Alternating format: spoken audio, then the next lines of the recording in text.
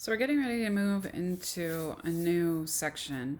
This section is more about art that comes over to the United States from New York. Um, because of World War II, artists start to flee Paris, and so New York becomes a new art capital.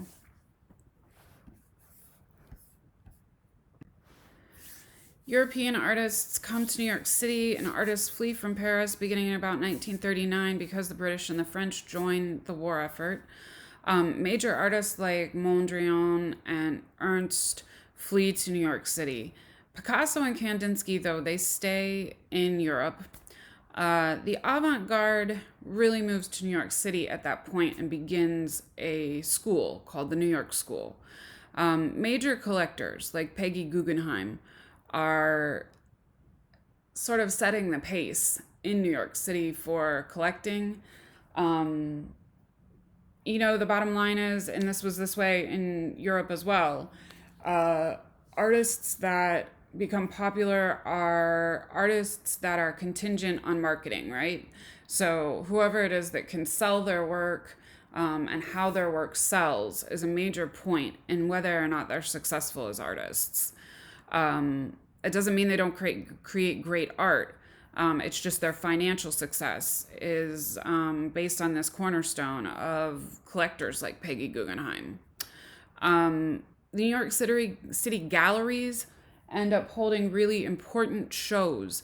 These shows put New York City on the map as an important city to launch the new avant garde. They challenge the critics to name the movement of art, meaning that we have all these different artistic eras. And Peggy Guggenheim, in particular, was one who was like, hey, I dare you to come look at this art and lump it into a category or say that there's a label to it. We as art historians, we love our little labels because we create boxes and the boxes help us to categorize art, right? So this idea that Jackson Pollock is very different from Mark Rothko was something that Peggy Guggenheim really embraced. They wanted to be able to say that the artistic voice is a unique voice that you can't put a label on. But we in the academic world tend to label things, and I think we as humans do that. We want to understand things, and when we put things into boxes, we understand them better. It helps us organize a lot of information coming at us at once. In fact, I have a little chart that I chart information on. I like my chart. It helps me to remember what makes each artistic movement. So with that being said, we're going to get ready to look at some artists who really didn't fit into a category. One of those categories, or one of those artists, was Francis Bacon. I tend to put Bacon before expressionism because he has some senses of abstract expressionism, but he very much vehemently opposed being put into a category. Lots of modern art books say that Bacon does not fit into a movement at all. Others say he's expressionism without belonging to a particular movement. But they all tend to agree that he's sort of an antenna of his time. He paints from the 40s to the 60s, and he paints lots of self-portraits, but he morphs them, he blurs them, he contorts them, he takes the figure and adds carnage to it, adds different layers of emotionalism to it. Some people look at him and think he's all about anxiety, just like when we talked about Munch, that Munch was a lot about anxiety. But most people agree, regardless of whether you think his work is about anxiety, you think his work is about an internal process, or if you think his work is a mirror to the time that he lives in. Most people feel that his work is disturbing. His portraits tend to exhibit a sea of carnage, lots of dead stuff, lots of things that you would see if you were walking down an open air market in Europe, like calves that have been slaughtered and are hanging on a meat hook in the marketplace. His career was really shot into the limelight when he did a series of paintings that were they were paraphrases of leaders like the Pope. Um, his images of the Pope are somewhat haunting. I'd say one of the more prominent images that he does of the Pope is this one of Pope Innocent X. Here, I invite you to delve deeper into the world of Francis Bacon. His art was fascinating in terms of originality, and his ideas really did not fit with the surrealists, they didn't fit with the Dadaists. We think he definitely studied artists like Velasquez and artists like that. His art being a commentary on classic artists seemed to interest the New York scene. I invite you to delve deeper into Francis Bacon's saleability. His art, because it seems to be a unique voice, is often pricey at auction. People respond to his art in a way that seems to be they respond with a sense of horror, they respond with a sense of admirability, because he had such an imagination that he was able to produce images like this one of the Pope. This delve deeper activity, I invite you to view. I do give you a trigger warning. This movie is not for someone who has been through any type of assault. It is a movie that talks about the kink scene. It talks about sexual violence. It's definitely an adult movie. It's something I would never show in class based on it being disturbing to other students who may be not able to handle the triggering effects of it. It also is an LGBTQ film. Bacon was gay. So just some warnings in terms of its viewing content, but I would tell you that it is a very interesting movie and kind of gives you a sense of the psyche of Francis Bacon. Now, I would tell you that the film directors definitely are taking liberty based on the fact that Bacon's art is so full of carnage. All right, so what I was leading up to was abstract expressionism. Abstract expressionism is something that takes hold in New York. Of course, as we've discussed, the abstract expressionists hated the label of abstract expressionism. The artists that moved to New York, a lot of them are connected through the Works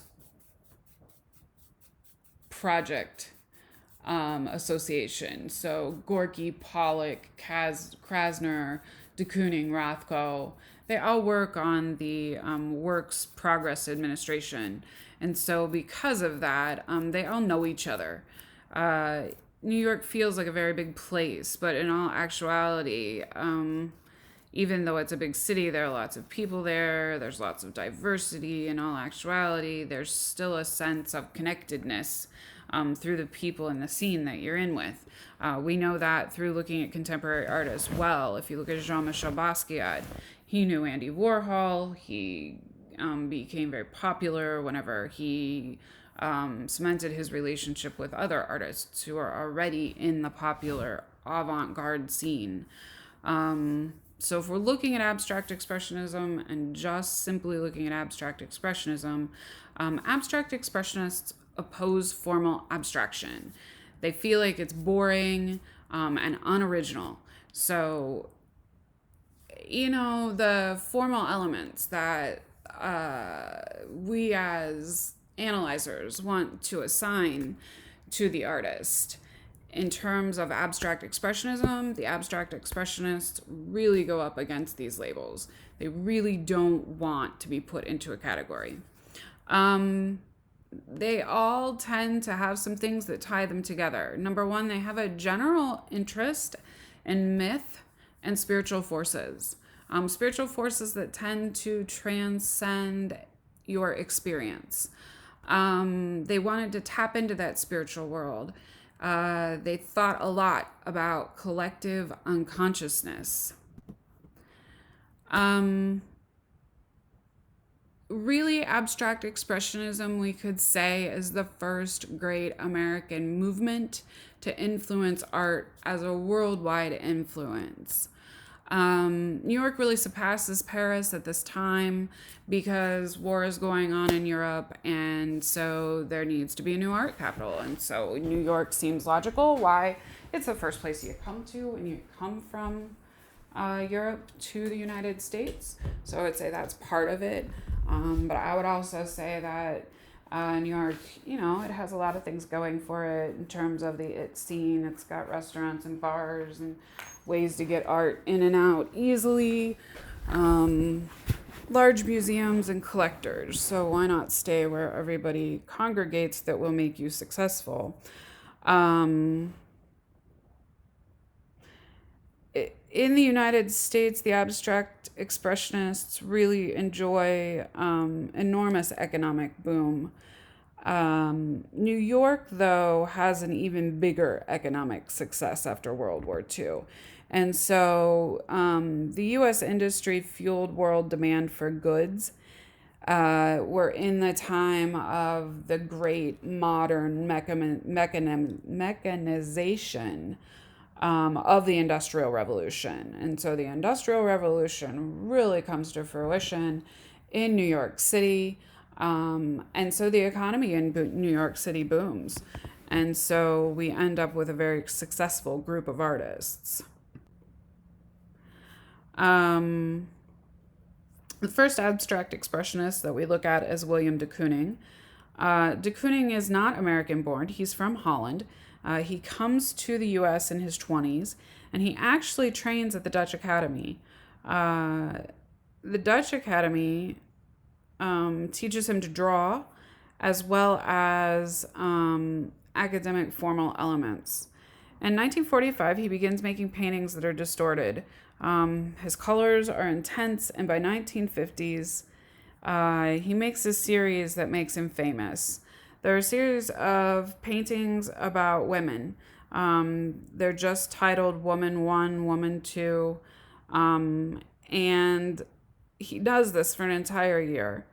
There are lush, intense colors that are very painterly, that have large gestural motion behind them, meaning that the canvas was large, but also the movement of the body when you create a work of art that is like this is very gestural. It's the body movements behind the art are large, which means that their canvases were large as well.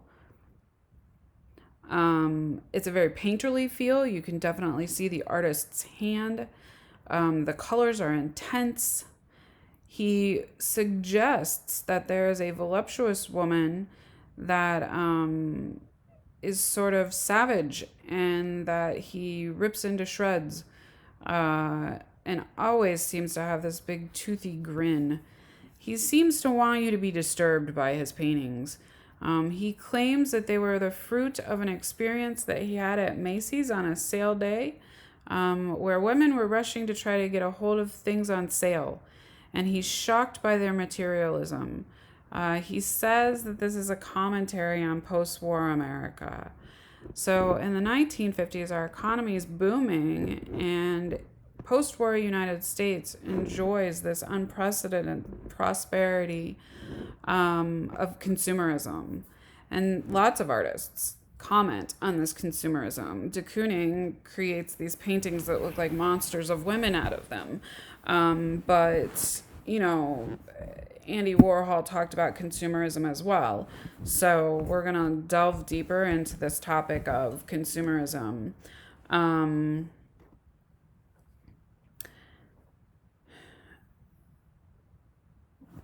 Okay, let's look closer at de Kooning's woman paintings. Here is a close up of the head. There's that smile that we talked about. You can see that large gestural movement that de Kooning gets in terms of the painting.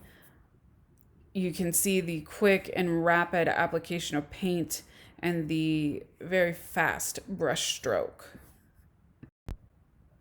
So this is the full length portrait of de Kooning's Woman One. We find that there's another source of inspiration for de Kooning. It's a series of ad campaigns. The girl with the Colgate smile. He seems to make fun of her smile that comes about in the 50s. That Colgate smile is one that is iconic for for pop art, for popular culture. I'll show you the girl with the Colgate smile here in just a second. Um, but he tends to make fun of the mentality of consumerism. He sort of has this misogynistic tradition of women being a monster like Medusa. The most compelling cause for de Kooning's work in this form is his personal life. At the time that he paints these works of art of women, he's getting a divorce from his wife and he's bitter from it. He's purging out his emotions into his art. Um, so I would say to you, what do you think de Kooning is trying to convey in terms of emotionalism in this work of art? So, as promised, I am showing you this toothpaste ad from 1961 with the girl with the big, wide open mouth. Obviously, de Kooning lived in and practiced in this era, and so it's impossible for him to not have been influenced by the new consumerist images, the new sexist images that were popularized in the 50s and 60s.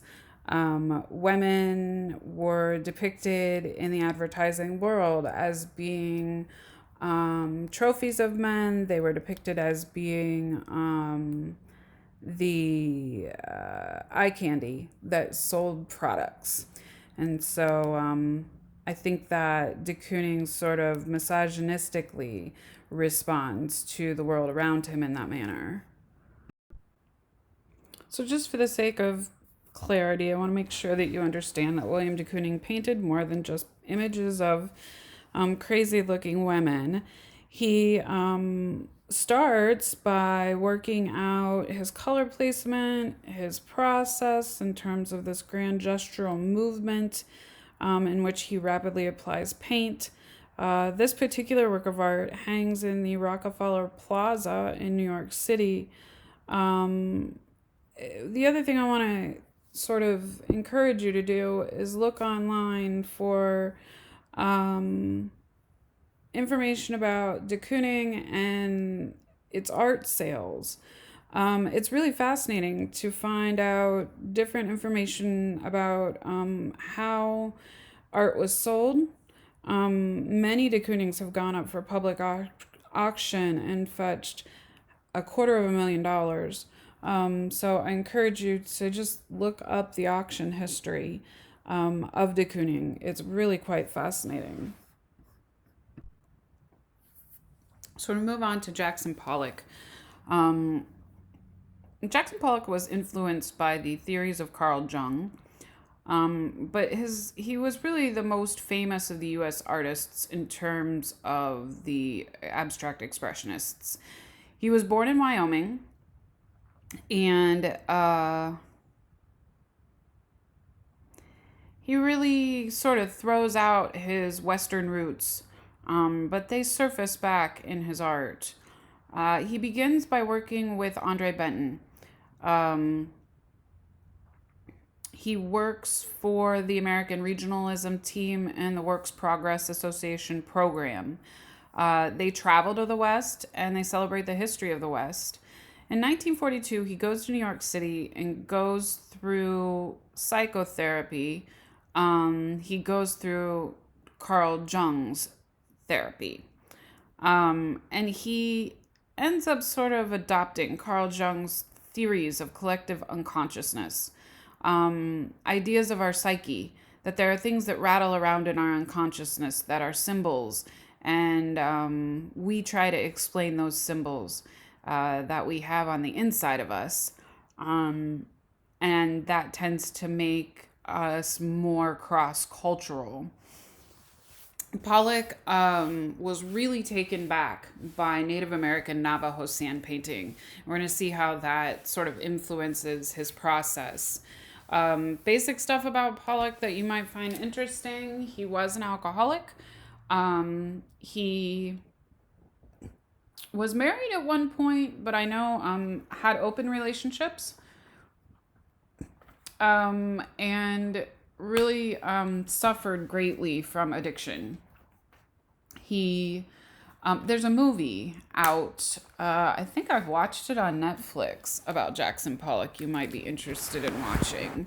I think if you just Google it on Netflix, it'll come up. But it sort of shows how he deals with his relationships. It shows how he deals with his alcoholism. It's a fascinating movie, so I encourage you to think about watching it. I'll put a slide in here that sort of alludes to it. This is a delve deeper activity that I highly encourage you to do. It is a clip of Jackson Pollock. It's only 3 minutes. It's him talking about his own work and his own biography. So I highly encourage you to watch it. I think it's a pretty fascinating insight. Here is Jackson Pollock's Lavender Mist. I just want you to sit with this for a little bit and jot down about 10 things that you notice about this particular work of art. Just like you were writing a journal for me when you went into the museum. Consider things like, what's he trying to convey? What's his approach to painting? How do you see his love for Native American sand painting coming through this particular work of art? So Pollock was very interested in Navajo sand painting. He had lived out west and he was fascinated by the Navajo spiritualism. Sand painting is a very special art form. It is a sacred art form done by the Navajo.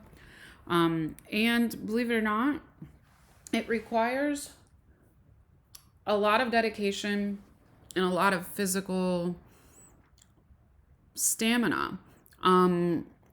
Sand painters, when they start the sand painting, are not allowed to leave it. So once you start the painting, you are stuck sitting there until you finish it. In addition to that includes not sleeping, not eating, not anything, just sand painting. The sand paintings are fairly large. Usually there are more than 1 or 2 shamans working on a painting. The painting is created using sand, and the painting is a votive offering to the gods. It's an offering of gratitude.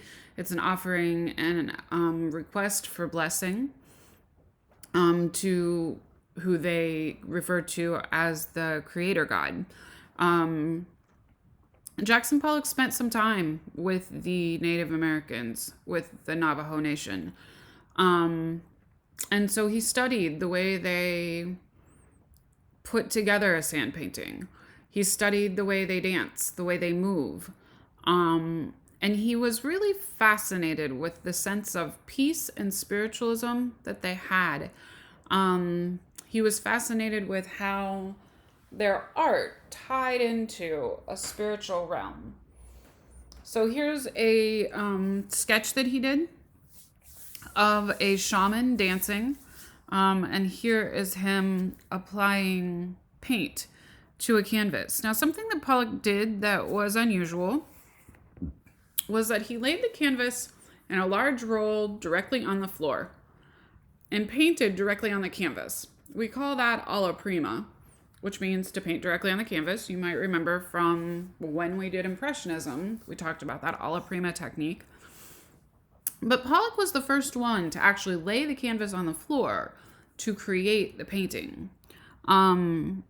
I have read some interesting information on conservation, that painting directly on the canvas is difficult for preservation people, because when you lay the canvas on the floor and paint directly on it, the natural fiber of the canvas is broken down by the chemicals in the oil paint. And so painting directly on the canvas causes the canvas itself to rot. It's why a lot of artists prime their canvas and prime the surface of it, getting ready for it to take gesso. Or they gesso the surface, getting ready for the canvas to take paint. So just an interesting tidbit about conservation and how that drying time really affects, or how that gesso, the barrier between the oil paint and the canvas, really is important. It really preserves the painting. Not to say that Jackson Pollock's work isn't precious or isn't well executed. It's just a technique that becomes a little bit more challenging for conservatives, or from conservationists. Sorry.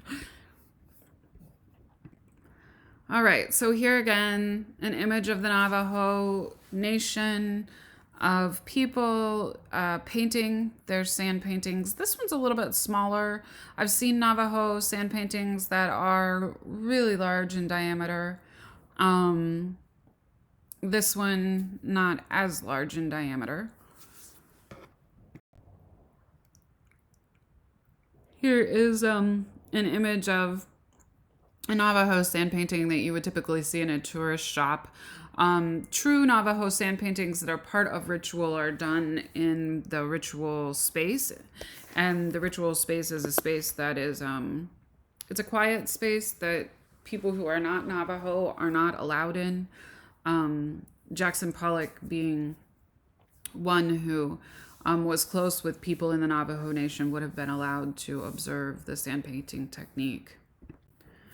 Here you have images of a Navajo sand painter painting a sand painting, and then you have an image of Jackson Pollock applying the material in a similar way.